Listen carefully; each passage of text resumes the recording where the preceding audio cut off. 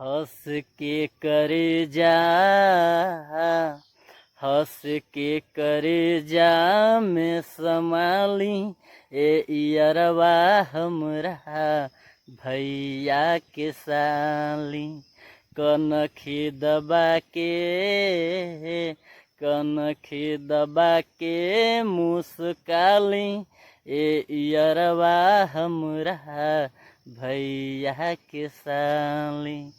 Phone में पे रोज हो गाँव में बुलावेली, सोझा आवे में, सोझा आवे में उलझाली ए इयरवा हमरा भैया के साली। कनखी दबा के, कनखी दबा के मुस्काली ए इयरवा हमरा भैया के साली।